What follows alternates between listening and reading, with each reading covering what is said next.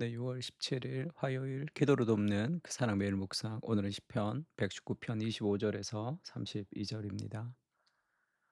시편 119편은 계속 이제 말씀에 대해서 얘기를 계속하고 있는데, 마지막 절에 보시면 주께서 내 마음을 넓히시면 내가 주의 계명들로 달려가리이다, 이런 표현들 있죠. 그러니까 하나님의 말씀에 완전히 집중하겠다, 그런 표현을 많이 쓰고 있습니다. 그리고 30절에도 내가 성실한 길을 택하고 주의 규례들을 내 앞에 두었나이다. 이것도 주의 규례를 내 마음이 정말로 집중하면서 주의 규례의 길을, 말씀의 길을, 내가 성실한 길 하니까 그것을 굉장히 성실하게 그 길을 내가 꾸준히 가겠다, 그런 고백입니다.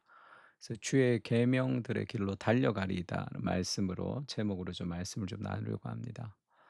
첫 번째는 우리를 살아나게 하는 것, 우리에게 생명을 부여하는 것은 하나님의 말씀이죠. 우리가 마른 뼈가 살아날 때도 성령이 우리를 살리시는데, 그 성령은 그리스도의 영, 즉 그리스도의 말씀을 통해서 우리에게 오는 겁니다. 성령으로 충만하다 할 때 그 말씀으로 충만하다는 것이, 말씀이 없는 성령의 역사라는 것은 존재하지 않습니다. 예수님을 떠나서 동떨어져서 성령님이 혼자서 사역하시는 것이 아니라 그리스도를 증거하시는 분이시거든요. 그래서 그리스도의 말씀을 통해서 성령이 함께 하시는 거예요. 그래서 진정한 성령의 사역이라는 것은 말씀과 동시에 오는 겁니다. 그래서 그 켈빈과 종교개혁자들 그렇게 얘기했죠. 그 말씀과 함께, 이렇게 쿰 베르보라고, 말씀과 함께 성령께서 역사하신다, 그렇게 얘기했습니다. 25절에 보면 내 영혼이 진토에 붙었사오니 굉장히 내가 어려운 가운데 있는데 주의 말씀대로 나를 살아나게 하소서. 주의 말씀으로 살아나게 하소서, 그 말입니다. 내가 나의 행위를 아뢰매 주께서 내게 응답하셨사오니 주의 율례들을 내게 가르치소서. 그 진토 가운데 무너져 있는 나를 일으켜 세우는 것은 하나님 말씀이죠. 나에게 주의 법도들의 길을 깨닫게 하여 주소서. 그리하시면 내가 주의 기이한 일들을 작은 소리로 읊조리이다. 하나님 말씀을 깨닫게 해 주십시오. 그러면 내가 마음을 다해서 하나님 말씀을 묵상하며 살겠습니다, 그렇게 고백하고, 나의 영혼이 눌림으로 말미암아 녹사오니 주의 말씀대로 나를 세우소서. 여기도 마찬가지죠.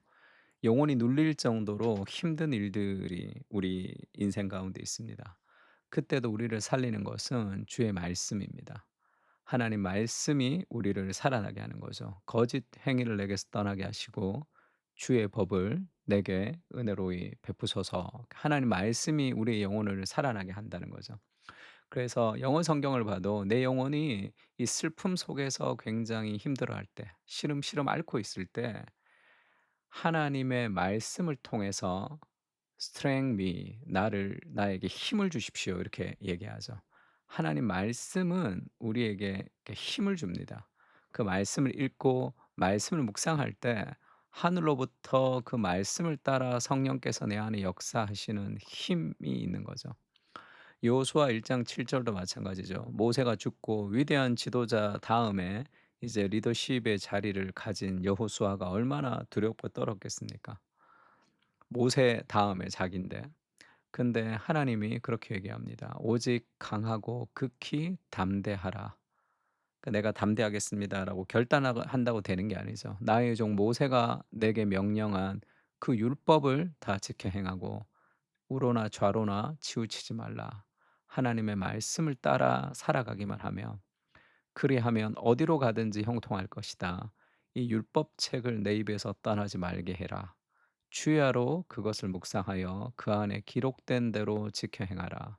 그리하면 내 길이 평탄하게 될 것이며 네가 형통하리라. 사실 말이 되지 않죠. 요수아는 지도자이고 결국 이 여호수아는 이 장군이죠. 이 전쟁을 해야 될 군인으로 지금 부름을 받았습니다. 가나안을 정복해야 되는. 근데 해야 될 가장 중요한 일이 뭡니까? 군사적인 능력이죠. 근데 성경에는 여호수아에게 "너는 군사적인 능력을 계속 준비해라." 이런 얘기하지 않습니다. 하나님의 말씀을 따라 지키라. 그래야면 너의 인생이 평탄하게 될 것이다. 내가 내게 명령한 것이 아니냐. 강하고 담대하라. 두려워하지 말며 놀라지 말라. 네가 어디로 가든지 내 하나님 여호와가 너와 함께 하느니라 하시니라. 이것은 군사적으로 준비하지 말라는 뜻이 아닙니다. 여호수아가 군사적으로도 충분히 준비된 사람이죠. 그래서 그 가나안을 정복할 때 divided conquer이라는 그런 이 분할 정복의 방식으로 여호수아가 그 가나안을 정복했는데, 그 쉽게 얘기하면 이 가나안에 요단강을 건너서 들어왔을 때 이 전체를 어떻게 정복하냐면 허리를 칩니다. 허리를 딱 잘라서 치고, 그래서 보급로를 다 이 끊어 버린 상태에서 남으로 그리고 북으로 정복하는 분할의 정복의 방식. 우리나라도 6.25 때 지금 부산까지 내려왔는데, 거기서 이 메가더 장군이 했던 방식이 뭐죠? 인천 상륙 작전이 뭡니까? 허리를 치는 거죠.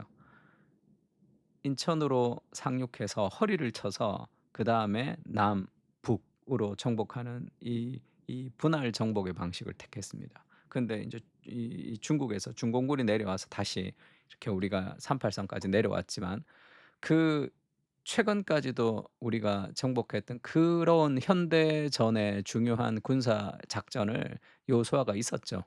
하나님이 "이렇게 해라." 해서 다 한 건 아닙니다. 그러나 무엇이 우선시되냐, 하나님의 말씀을 묵상해서 하나님이 나와 함께 하신다는 것을 알 때 강하고 담대할 수 있죠. 그때 지혜가 생기는 거예요.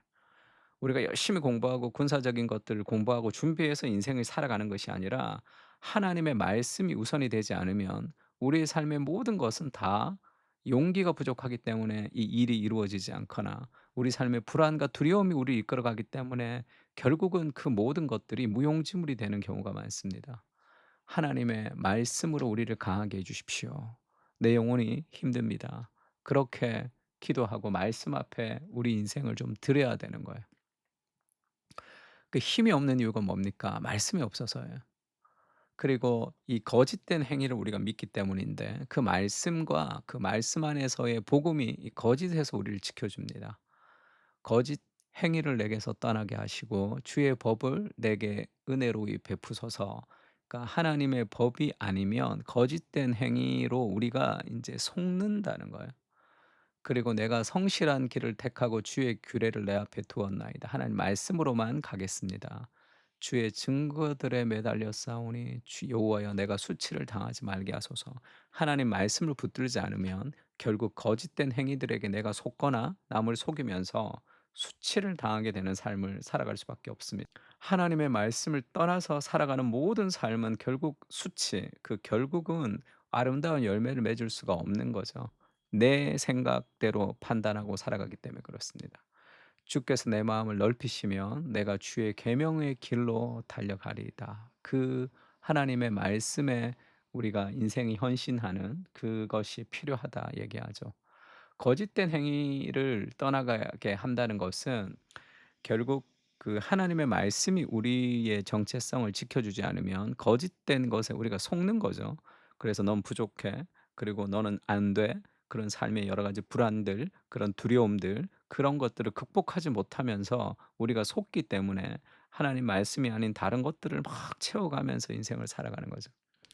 그 오직 각 사람이 시험을 받는 것은 자기 욕심에 끌려 미혹이 되는 것인데, 욕심이 잉태한즉 죄를 낳고 죄가 장승한즉 사망을 낳느니라. 내 사랑하는 형제들아 속지 말라 하죠. 왜 욕심에 잉태되어서 죄를 낳고 사망에 이끌리느냐 하면 그 속기 때문이죠.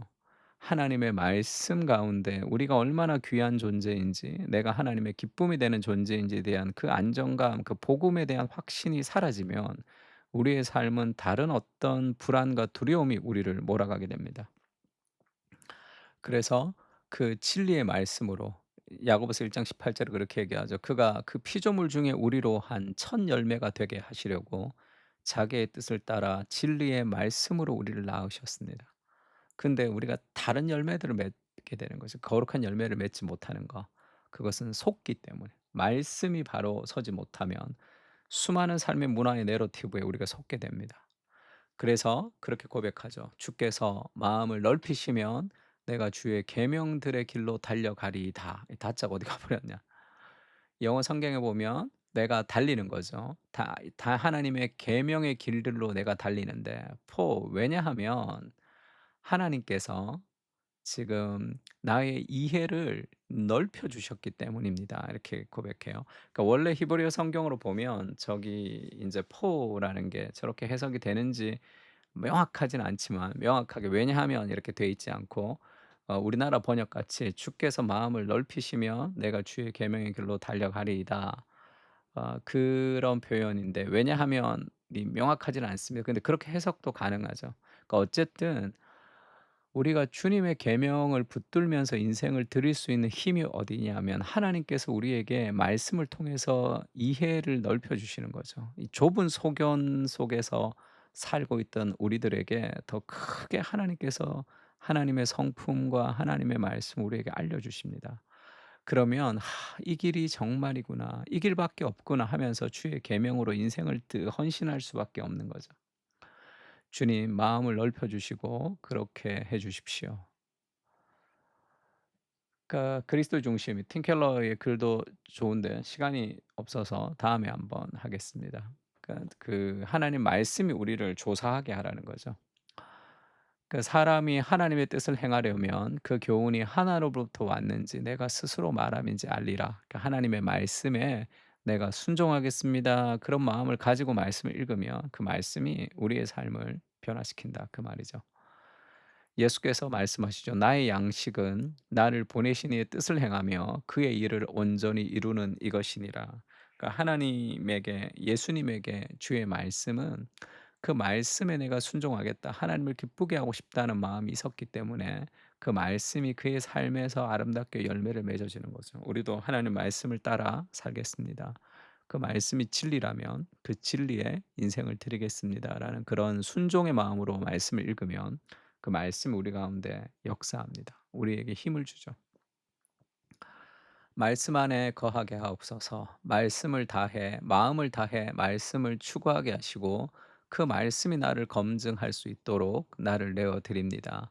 주님의 말씀 안에서 나를 변화시켜 갈 수 있도록 진리에 나를 맞추는 삶을 살게 하시고 더욱 예수님을 닮아가는 진정한 자유를 누릴 수 있도록 인도해 주시옵소서. 하나님의 말씀에 순종하는 것은 우리를 제한하는 것이 아니라 참된 자유를 주는 것입니다. 오직 그리스도 안에서 그 자유를 누릴 수 있도록 인도해 주십시오. 아멘.